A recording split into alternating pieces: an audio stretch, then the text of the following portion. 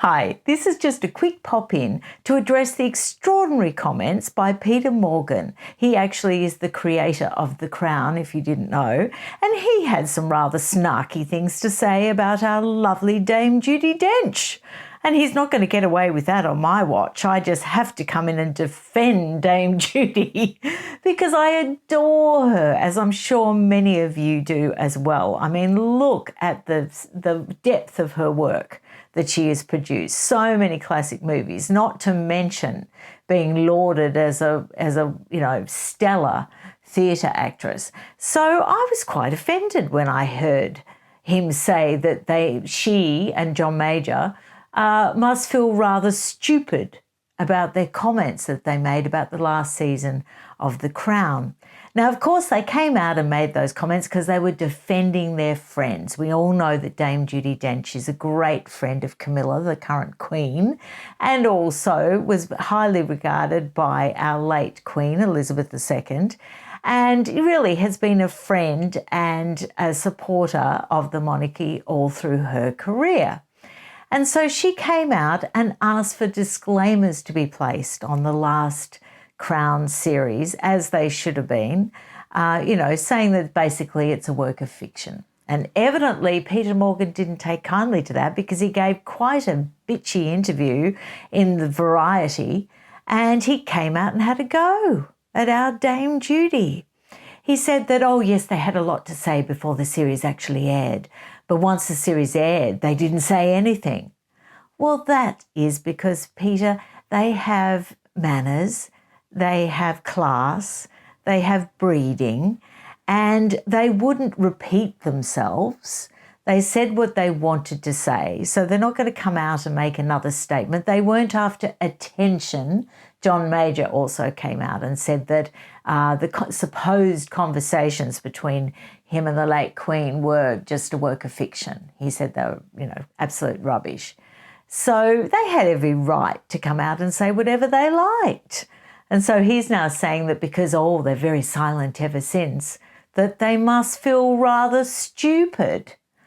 Well, no, I don't think they do. And I think a lot of people agreed with them at the time. And in particular with Dame Judi Dench, Peter Morgan, her career is up here, right up here. And your career is here. So I would be very, very careful about having a go at our lovely, you can tell, I just adore Judi Dench. She wouldn't hurt a fly. And she is funny and kind and she mentors young actors and she's just all good. Everything about her is good and good-hearted and yes, so I did object. But the other interesting thing about that interview is he emphasised with great strength that Prince Harry had no input on The Crown. Prince Harry, who's under contract to Netflix, had no input whatsoever on The Crown.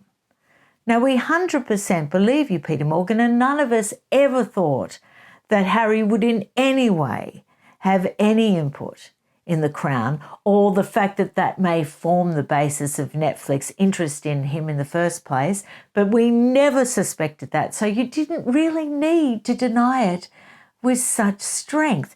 And it was extraordinary. I mean, Dame Judi Dench would almost say he protesteth too much, because when you read what he said in this interview about Harry, it does give you a bit of a giggle. And I'm going to share it with you right now. So the interviewer said to Peter Morgan that Prince Harry had been surprisingly accepting about the show. Really? Surprisingly?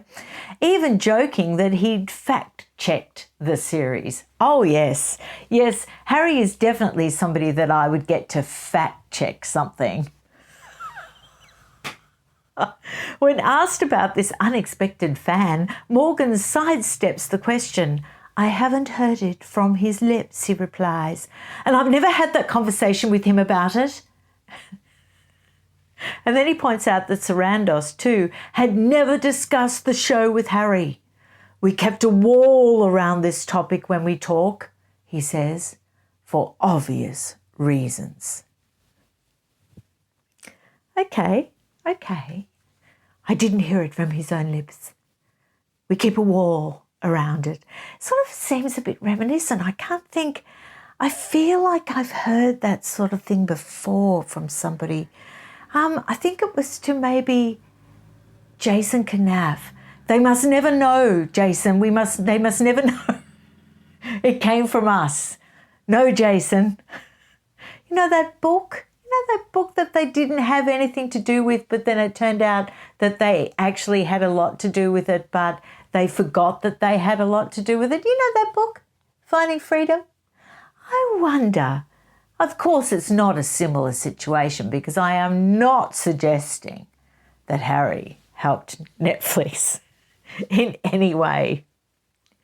Also, Peter Morgan said he hadn't read Harry's book because I didn't want his voice to inhabit my thinking too much. Now, Mr. Morgan, a lot of us can sympathise with that sentiment. A lot of us don't want Harry's voice affecting our thoughts too much.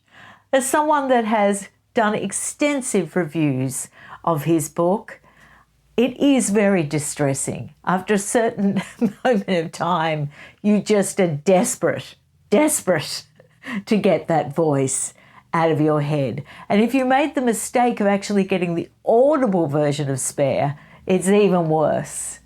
It's even worse. So I just thought that that was extraordinary denials, vigorous denials from Peter Morgan of The Crown fame. And he sounds a bit petulant, doesn't he? He sounds a little bit victim-y. Maybe a little bit like Harry. Anyway, I'll see you again soon. Bye.